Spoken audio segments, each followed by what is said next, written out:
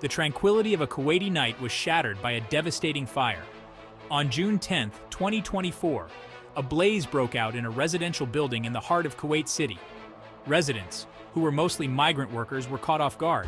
The fire spread quickly, leaving little time for escape. Eyewitnesses described scenes of chaos and panic. Thick black smoke filled the air. People were seen screaming for help as they tried to flee. The fire service arrived swiftly, but the inferno had already taken its toll. Over 40 lives, including many women and children, were lost. The cause of the fire remains under investigation. Initial reports suggest it may have started due to an electrical fault. However, the rapid spread raises questions about the building's safety protocols. The tragedy has brought Kuwait's building safety regulations under scrutiny. Families of the victims are left in shock and grief. The community is mourning the loss of their loved ones. This incident is a stark reminder of the vulnerabilities faced by expatriate workers in the region. Among the victims were families who had moved to Kuwait in search of a better life. Many were from India, Pakistan, and Bangladesh. They came with dreams of earning and supporting their families back home.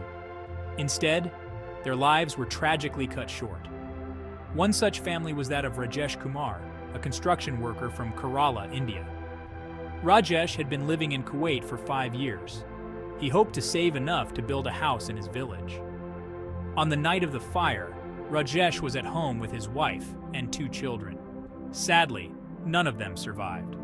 Another victim was Fatima al-Sharif, a schoolteacher from Bangladesh. Fatima was known for her dedication to her students. Her colleagues described her as a kind and gentle soul. Fatima's family in Dhaka is devastated.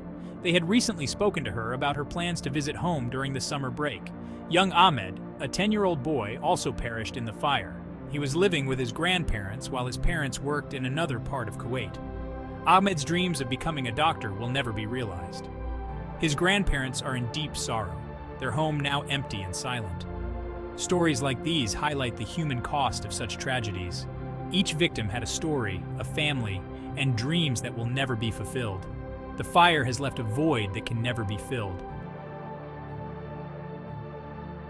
The tragedy had a significant impact on the Indian community in Kuwait. Over 20 of the victims were Indian nationals. Many of them were migrant workers living in cramped and unsafe conditions. Their deaths have sparked outrage among their compatriots. The Indian government has responded swiftly. Prime Minister Narendra Modi expressed his condolences. He assured that every effort would be made to support the affected families.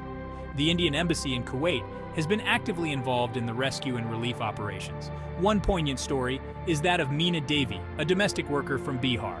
Meena had been working in Kuwait for 3 years. She was saving money to send her children to school. Her death has left her family in India in a dire situation. They have lost their sole breadwinner. The plight of these workers highlights the harsh realities faced by migrant laborers. They often live in substandard housing with inadequate safety measures. This tragedy has brought these issues to the forefront, demanding urgent attention.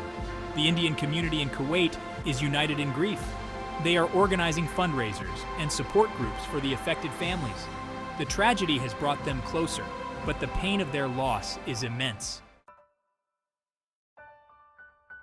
Section 4. Global Leaders' Responses. The fire in Kuwait has drawn international attention. Leaders from around the world have expressed their condolences. Prime Minister Narendra Modi was among the first to respond. He tweeted his sorrow and assured support for the Indian victims' families. Other global figures have also reacted. The United Nations Secretary General, Antonio Guterres, called for a thorough investigation. He stressed the need for better safety regulations to prevent such tragedies.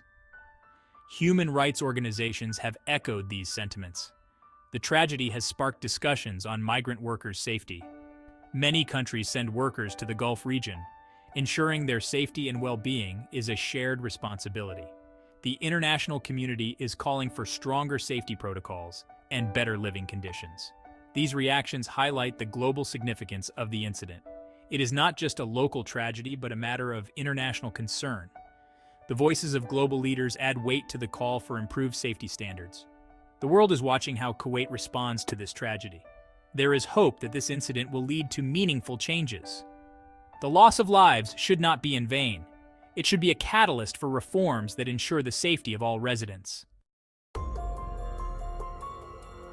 Section 5. Investigations and Safety Regulations.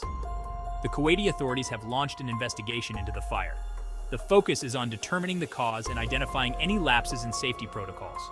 Early indications suggest an electrical fault, but further examination is needed. The building where the fire occurred was home to many migrant workers. Questions are being raised about the safety measures in place. Were the fire alarms functional? Was there a proper evacuation plan? These are some of the critical issues being examined.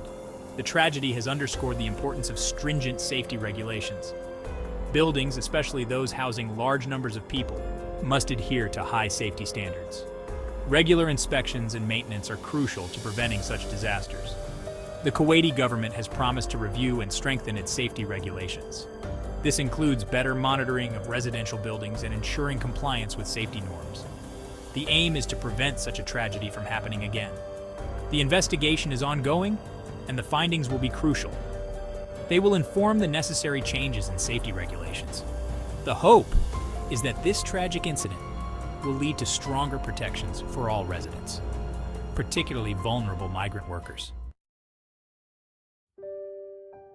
Section 6. Support from the Indian Embassy. The Indian Embassy in Kuwait has been at the forefront of the response. From coordinating rescue efforts to providing support to the victims' families, their role has been critical. The embassy has set up a helpline for affected families to seek assistance. Ambassador Sibi George has visited the site of the tragedy. He met with rescue workers and offered condolences to the victims' families. The embassy is also working with Kuwaiti authorities to expedite the process of identifying and repatriating the bodies. Financial assistance is being provided to the bereaved families. The Indian government has announced compensation for the victims. Efforts are being made to ensure that the families receive the support they need during this difficult time.